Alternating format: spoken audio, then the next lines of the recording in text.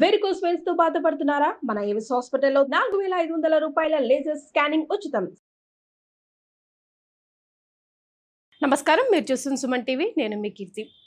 కార్తీక మాసం ఇక ఈ మాసం స్టార్ట్ అయిందంటే ప్రతి ఆలయం, ప్రతి ఇల్లు ముంగిలి కూడా ఎంతో శోభాయమానంగా వెలుగొందుతుంది. కొన్ని విషయాలు కార్తీక మాసం స్టార్ట్ అయ్యే ముందే మనం అంతా కూడా తెలుసుకోవాలి. ముఖ్యంగా కార్తీక మాసం అంతా మనం పాటించవలసిన నియమాలు, కార్తీక మాసంలో చేయవలసిన చేయకూడని పనులు ఏంటి, ఏం తినాలి, ఏం తినకూడదు, ఎలా ఈ మాసాన్ని మనమంతా సద్వినియోగం చేసుకోవాలి అన్న విషయాలు మనకు తెలియజేయడానికి ప్రముఖ ఆస్ట్రాలజర్ బ్రహ్మశ్రీ నందిబట్ల శ్రీహరి శర్మ గురుగారు ఉన్నారు. నమస్తే గురుగారు. వాగర్థావివ సంపృక్తౌ వాగర్థ ప్రతిపత్తయే జగతః పితరౌ వందే పార్వతీ పరమేశ్వరౌ. ఆదిత్యాయ చ సోమాయ మంగళాయ బుధాయ చ గురుశుక్ర శనిభ్యశ్చ రాహవే కేతవే నమః. శృంగేరి జగద్గురు పీఠాధిపతులకి, కంచి పీఠాధిపతులకి నమస్కారములు తెలియజేసుకుంటూ కార్యక్రమాన్ని ప్రారంభిద్దాం. గురుగారు, శివ కేశవులు ఇరువురికి ప్రీతికరమైన మాసం కార్తీక మాసం కదా. మరి ఈ మాసంలో మేమంతా ఏం చేయాలి, అసలు ఈ మాసంలో ఎలా ప్రిపేర్డ్గా ఉండాలి, do's and don'ts of Kartika మాసం, చేయాల్సినవి చేయకూడని విషయాలు అంటే ఏం చెప్తారు? కార్తీక మాసము మీరు అన్నట్టుగా శివకేశవులకి ప్రీతికరమైనటువంటి మాసం. ఈ కార్తీక మాసం అంటేనే చాలామందికి ఎంతో ఆనందాన్ని ఇచ్చేటువంటిది. కారణం ఏంటంటే వెన్నెల మాసంగా చెప్పబడి ఉంటుంది. మీకు ఏ మాసంలో పౌర్ణమి వెలుగులతో విరజిమ్ముతూ ఉంటుంది చంద్రుని యొక్క స్థితి, కానీ కార్తీక మాసంలో భూమికి దగ్గరగా వస్తాడు, ఇంకా చాలా అందంగా కనబడతాడు చంద్రుడు. దీపాలు పెట్టినంత వెలుతురు కార్తీక మాసంలో ఉంటుంది. అంతేకాకుండా ఈ కార్తీక మాసం అనేటువంటిది అన్ని మాసాలలోకెల్లా అన్ని విధాలుగా ఉపయోగమైనటువంటి మాసం. ఏంటంటే నక్తములు ఉంటారు, ఉపవాసాన్ని పాటించాల్సిన మాసంగా ఇది చెప్పబడి ఉంది. వ్రతములు చేసుకునే మాసం, పుణ్యకర్మలు ఆచరించి అద్భుతమైనటువంటి పుణ్యాన్ని సంపాదించుకునేటువంటి మాసము ఈ కార్తీక మాసం.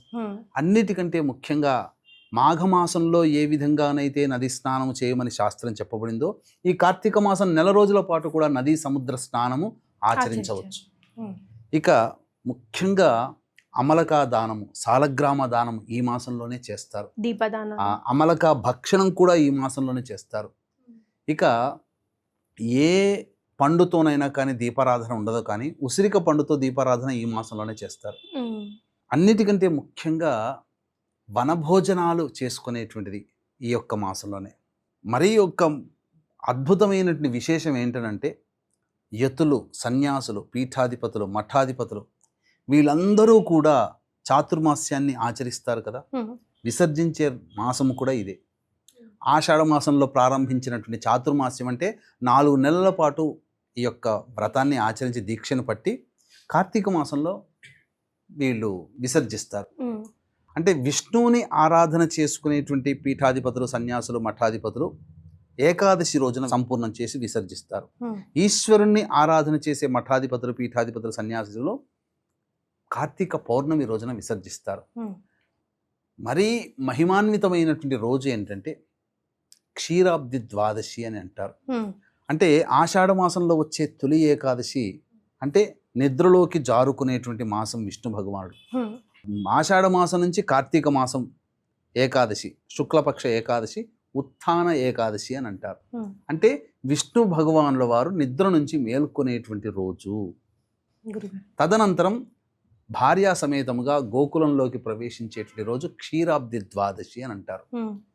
కాబట్టి ఈ 4 నెలల పాటు విష్ణువు యొక్క అవతారంలో మనం చూసుకుంటే విష్ణువుకి సంబంధించి పర్యవేక్షణలో సృష్టి స్థితి లయకారకాల్లో స్థితికారకుడు విష్ణువు కదా. ఈ 4 నెలల్లో స్థితి భారాన్ని ఈశ్వరుడు మోస్తే, ఇక కార్తీక మాసంలో వచ్చే ఏకాదశి తర్వాత నుంచి విష్ణువు మళ్ళీ తిరిగి తన యొక్క ఆధిపత్యాన్ని కొనసాగిస్తాడు. అన్నిటికంటే ముఖ్యంగా ఈ కార్తీక మాసంలో కొన్ని నియమాలు అనేటువంటివి చెప్పబడి ఉన్నాయమ్మా. అంటే ఎలా శుభ్రం చేసుకోవాలి, ఎప్పుడు, ఇవన్నీ కూడా ఆల్రెడీ మా వాళ్ళు దీపావళి పండుగ సందర్భంగా 20వ తారీఖు రోజున చేసుకుంటారు. 21న కూడా అమావాస్య ఉంది, 22న పాడ్యమి, కాబట్టి 22వ తారీఖు నుంచి ప్రారంభమై నవంబర్ 20వ తారీఖు రోజున అమావాస్యతో ఈ యొక్క కార్తీక మాసం పరిపూర్ణమవుతుంది. ఈ సందర్భంగా కొన్ని నియమాలు అనేటువంటివి ఆచరించాలి. అవకాశం ఉండి చేయగలిగే శక్తి ఉంటే ఈ నెల రోజుల పాటు నక్తవ్రతాన్ని ఆచరిస్తే చాలా మంచిది. అంటే సూర్యోదయం నుంచి సూర్యాస్తమయం వరకు కూడా పదార్థాలు అన్నం అనేటువంటిది భుజించకుండా సాయంత్రం నక్షత్ర దర్శనం చంద్ర దర్శనం చేసుకొని నమస్కారం చేసుకొని సాయంత్రం పూట భోజనం చేసే పద్ధతి నక్తవ్రతం అని అంటారు. ఆకలికి ఉండలేని వాళ్ళు పండ్లు పాలు ఇతర పదార్థాలు భుజించవచ్చు ఆ సమయంలో. కొంతమంది చేసుకునే విధానం ఏంటంటే ఉదయం అంతా ఏదైనా భోజనం చేసి రాత్రికి పలహారం చేసి ఉంటారు. అది ఇలా నెల రోజుల పాటు చేయలేనటువంటి వాళ్ళు కార్తీక మాసం 4 సోమవారాలు, అలాగే పౌర్ణమి, అమావాస్య, 2 ఏకాదశులు, 2 ద్వాదశి తిథులు, ఇవన్నీ కూడా అట్లీస్ట్ వీటిని ఆచరించాలి. ఈ విధానాన్ని ఎవరైతే చేస్తారో తప్పకుండా వాళ్ళు కార్తీక మాసం యొక్క పుణ్యాన్ని వాళ్ళు పొందిన వాళ్ళు అవుతారు. సదా శివనామస్మరణ చేసుకుంటూ ఉండాలి. ముఖ్యంగా ఈ కార్తీక మాసంలో చెప్పబడినటువంటిది ఏంటంటే బ్రహ్మచర్య వ్రతాన్ని ఆచరించాలి. దాంపత్యం లేకుండా ఉంటే చాలా మంచిది. కనీసం ఈ ఇంతకుముందు చెప్పబడినటువంటి రోజుల్లో బ్రహ్మచర్య వ్రతాన్నైనా ఆచరించే ప్రయత్నం చేయాలి.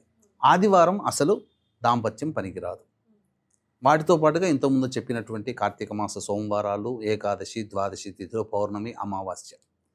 ఇక ప్రధానంగా చెప్పబడినటువంటిది ఏంటంటే ఈశ్వర ఆరాధన చాలా ముఖ్యం గురుగారు. కాబట్టి బ్రహ్మ ముహూర్త కాలంలో ప్రతిరోజు నిద్రలేచి 3 గంటలకల్లా నిద్రలేచి కాలకృత్యాదులు తీర్చుకొని 4 నుంచి 6 లోపల సూర్యోదయం అయ్యే లోపల ఈ యొక్క ఈశ్వర అభిషేకము, ఈశ్వర ఆరాధన, శివ సహస్రనామ పారాయణము ఎవరైతే చేస్తారో వాళ్ళకి శివానుగ్రహం తప్పకుండా కలుగుతుంది. అంతేకాకుండా కొన్ని నియమాలు కూడా చెప్పబడి ఉన్నాయి. ఈ నెల రోజుల పాటు మాంసాహారము, మద్యపానము, ధూమపానము వదిలేయాలి. అందుకనే మీకు నియమాల్లో కనుక చూసుకుంటే అయ్యప్ప స్వామి దేవతా ఆరాధన ఈ కార్తీక మాసంలోనే ఎక్కువగా పట్టుకుంటారు. ఎందుకు? ఈ కార్తీక మాసానికి ఉన్నటువంటి ప్రత్యేకత అది. అంతేకాకుండా అమలకా దానము అంటే ఉసిరిక దానము చేసి, ఉసిరిక పండ్లు దానం చేసేది కూడా ఈ మాసంలోనే. సాలగ్రామం దానం చేస్తే మామూలు రోజుల్లోనే సాలగ్రామం దానం చేయవచ్చు. కానీ ఏకాదశి ద్వాదశి తిథి రోజున చేసేటువంటి సాలగ్రామ దాన పుణ్యము మాటల్లో చెప్పలేనటువంటిది. శివకేశవులకి పూర్తిగా సంబంధించినటువంటి మాసం. కేవలం ఈశ్వరుడే కాదమ్మా, తెలియక విష్ణుని కూడా చాలామంది పూజిస్తుంటుంటారు. ఎంతోమంది మనకు తెలిసి శివుడి మాత్రమే, కానీ తెలియకుండా చాలామందికి తెలియదు విష్ణుని ఆరాధించే మాసం కూడా ఈ కార్తీక మాసం. పైగా ఈ కార్తీక మాసంలో మనకు అరుణాచలంలో కూడా పౌర్ణమి గిరి ప్రదక్షిణ చాలా విశేషంగా ఉంటుంది. అన్నిటికంటే ఇంకా గొప్పగా చెప్పుకునేటువంటిది ఈ విధానం ఏంటంటే ఈ కార్తీక మాసం నెల రోజుల పాటు దీప ఆరాధన ఖచ్చితంగా ఇంట్లో పూజా మందిరంలో గుమ్మానికి సింహద్వారానికి ఇరువైపులా తులసి చెట్టు దగ్గర ఖచ్చితంగా ఆవు నేతితో కానీ నువ్వుల నూనెతో కానీ దీపారాధన చేయాల్సిందే. ఇది విధి విధానాలు చెప్పబడినటువంటి. ఉసిరి దీపం దానం చేయాలంటే ఎలా చేయాలి గురుగారు? చాలామంది ఈ యొక్క ఉసిరిని ఏం చేస్తారంటేనమ్మా, తీసుకున్న తర్వాత పైన ఒక గుంతలాగా చేసేసి లోపల ఉన్నటువంటి గింజను కూడా తీసేసి ఆ నూనె కానీ ఆవు నెయ్యి కానీ పట్టే విధంగా చేసుకొని, అంటే నిమ్మపు డొప్పలు ఏ విధంగా తయారు చేస్తారో ఉసిరికను కూడా అలాగే చేసి దీపారాధన చేస్తారు. కానీ శాస్త్రంలో అలా చెప్పబడలేదమ్మా. పువ్వొత్తి బొడ్డు ఒత్తిలు అని అంటారు కదమ్మా. ఆ ఒత్తిని ఆవు నేతిలో తడిపి ఉసిరిక మీదనే పెట్టి వెలిగించి దీపారాధన చేయాలి. ఆ దీపమంతా ఉన్నప్పుడుగానే దానం చేయవచ్చు. అంటే ఉసిరిక దీప దానం ఆ విధంగానైనా చేయొచ్చు, లేదా మామూలుగానైనా ఉసిరికలు దానం చేయవచ్చు. స్నానము ఆచరించమని ఎప్పుడు చెప్పబడి ఉందంటే సూర్యోదయం నుంచి సూర్యాస్తమయం వరకు కూడా ఈ యొక్క ఉపవాస నియమం నక్తవ్రతాన్ని ఆచరించిన తర్వాత ఉసిరిక దీపము దేవాలయంలో పెట్టి ఆ దీపమంతా ఆరిపోయిన తర్వాత వాటిని చితగొట్టి వాటిని ఒంటికి పూసుకొని స్నానం ఆచరిస్తారు ప్రతిరోజు కూడా. పూర్వకాలంలో అలా జరిగేది. ఖచ్చితంగా వారు భోజనం చేసేటువంటి స్థలములో కానీ ఎవరైనా కానీ లేదా స్నానం ఆచరించే స్థలంలో కానీ ఉసిరిక వృక్షపు నీడలో ఇవన్నీ కార్యక్రమాలు చేసేవాళ్ళు. అందుకనే పూర్వకాలంలో సరస్సుల దగ్గర, ఊరి బయట సరస్సులు ఉంటాయి కదా, చెరువులు ఉంటాయి కదా, అక్కడ ఉసిరిక చెట్లు నాటేవాళ్ళు. ఆ ఉసిరిక చెట్లు నీడల్లో చేసేవాళ్ళు స్నానం. కార్తీక పౌర్ణమి రోజున కొన్ని సందర్భాలలోనే సముద్ర స్నానం అనేటువంటిది ఆచరించడం శాస్త్రం చెప్పబడింది. కొన్ని సందర్భాల్లో ఈ యొక్క కార్తీక మాసంలో పౌర్ణమి రోజున సముద్ర స్నానం ఆచరించవచ్చు. అర్హతలు ఏంటి గురుగారు? ఎవరు చేయాలి, ఎలా చేయాలి? అందరూ చేసుకోవచ్చునమ్మా. ఇక్కడ శివారాధన అనేటువంటిది ప్రధానం కదా. ఇప్పటికీ కూడా ఎవరైతే నియమంగా ఈశ్వరుని యొక్క అనుగ్రహం పొందడం కోసం భక్తితో ఎవరైతే బ్రహ్మముహూర్త కాలంలో లేచి సూర్యోదయం కంటే ముందే శివాభిషేకం చేసుకుంటారో, ఒక మాసం రోజుల పాటు దీక్షగా చేసుకోండి. అంటే కార్తీక మాసం నుంచి ప్రారంభం చేసి మార్గశిర మాసం పౌర్ణమి వరకు ఈ విధంగా చేయండి. రాసి పెట్టుకోండి. ఖచ్చితంగా శివానుగ్రహం వల్ల మీ సమస్యలు తొలగిపోతాయి. శివుడు అనుగ్రహించడం మొదలుపెట్టాడా? ఈ రోజున ఈ వీడియో చూస్తున్నంతసేపు మీకు ఉదాహరణకి 1 నిమిషం వీడియో చూశారనుకోండి, ఆ శివానుగ్రహం ఈ 1 నిమిషంలో కోటి వంతు ఆ శివానుగ్రహం మీకు కలిగితే మీ తరతరాలు కూడా ఆనంద ఐశ్వర్యములతో తలతూగే జీవన విధానం మీకు కలుగుతుంది. శివానుగ్రహం అనేటువంటిది అంత గొప్పది కాబట్టే ఈ శివానుగ్రహం అందరికీ అందించాలనే సదుద్దేశంతో కార్తీక మాసం నెల రోజుల పాటు మహన్యాసపూర్వక రుద్రాభిషేకం గత 20 సంవత్సరాలుగా ఈ కార్తీక మాసంలో జరపబడుతుంది గోతనామాదులతో. అవకాశం ఉంటే మీరు కూడా ఈ యొక్క కార్యక్రమ తదనంతరం కాంటాక్ట్ చేసి మీ గోతనామాదులు నమోదు చేసుకోవచ్చు. సాధారణంగా బయట ఎక్కడైనా కానీ పావు గంట 10 నిమిషాల్లో ఈ అభిషేకం చేస్తారు. కానీ సశాస్త్రీయంగా మహన్యాసపూర్వక రుద్రాభిషేకం 2.5 గంటల పాటు జరిగేటువంటి కార్యక్రమం ఇది. అవకాశం ఉన్న వాళ్ళు కార్యక్రమం తదనంతరం కాంటాక్ట్ చేసి మీ కుటుంబ సభ్యుల గోత్రనామాదులు ఈ యొక్క నెల రోజుల పాటు అత్యంత శ్రద్ధతో జరిగేటువంటి శివ అభిషేకంలో నమోదు చేసుకోవచ్చు. గురుగారు, ఇప్పుడు కార్తీక మాసం అంతా కూడా ప్రీతికరమైన మాసంగా ప్రతి రోజుకి మనం చెప్పుకుంటాం. అలాగే ముఖ్యంగా సోమవారాలు, మంగళవారాలు, శుక్రవారాలు, శనివారాలు, అమావాస్య, పౌర్ణమి, ఈ రోజుల్లో విధి విధానం, పూజా విధానం కానీ ఏం చేయాలి అన్నది మరిన్ని వీడియోస్ ద్వారా మనం అందించే ప్రయత్నం చేయాలి. తప్పకుండానమ్మా. ఈ కార్తీక మాసంలోనే నాగుల చవితి వస్తుంది, స్కంద షష్ఠి వస్తుంది. ఇవన్నీ కూడా కార్తీక మాసము అన్ని దేవతలకి సంబంధించినటువంటి సమాహార మాసం కాబట్టి చాలా మహిమాన్వితమైన మాసం. అందరూ కూడా ఆచరించండి, మిస్ కాకండి. సముద్ర స్నానం చేయలేకపోయిన బాధ వద్దు, నది స్నానం చేయలేకపోయామనే బాధ వద్దు. మీరు స్నానం చేసే వాటిలో మీకు దగ్గరలోని నది నీరు దొరుకుతుంది, లేదా గంగాజలం పూజా స్టోర్లో దొరుకుతాయి. 2-3 చుక్కలు నీళ్ళలో వేసుకుని స్నానం ఆచరించినా చాలు. ఆ పరమేశ్వరుని యొక్క అనుగ్రహాన్ని పొందినటువంటి భావనతో మీరు స్నానం చేస్తే చాలు. ఆ నది స్నానం చేసిన పుణ్య ఫలితం ఎక్కడ అవసరం లేదు. కూర్చోనమ్మా, ఒక్కసారి కాశీ క్షేత్రాన్ని చూడండి, వీడియో చూడండి. ఆ కాశీలో ఉన్నటువంటి ఘాట్ల పరిసర ప్రాంతాల్లో గంగ ప్రవహిస్తుంది. ఇలా ఊహించుకోండి, తప్పేముందమ్మా.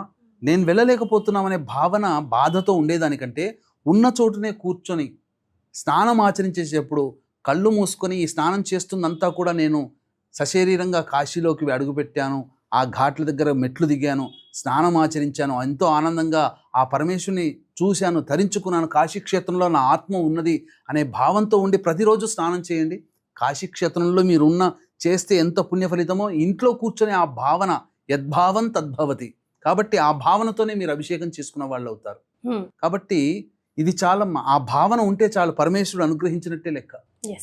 కాశీక్షేత్రంలో స్నానం ఆచరించినటువంటిగా లెక్క. ఒక్కసారి ప్రతిరోజు ఆ వీడియో చూడండి. అక్కడ స్నానం ఆచరిస్తున్నట్టుగానే భావన, మన శరీరం వెళ్ళకపోయినా మన మనస్సు వెళితే చాలు. మన మనస్సు ఆ యొక్క పవిత్ర స్నానాన్ని ఆచరించి మళ్ళీ మన శరీరంకి వచ్చేస్తుంది కదా, మన శరీరం కూడా పవిత్రమైపోతుంది. చాలా సంతోషం గురుగారు, ధన్యవాదాలు. సర్వం శ్రీ ఉమామహేశ్వర పరబ్రహ్మార్పణమస్తు.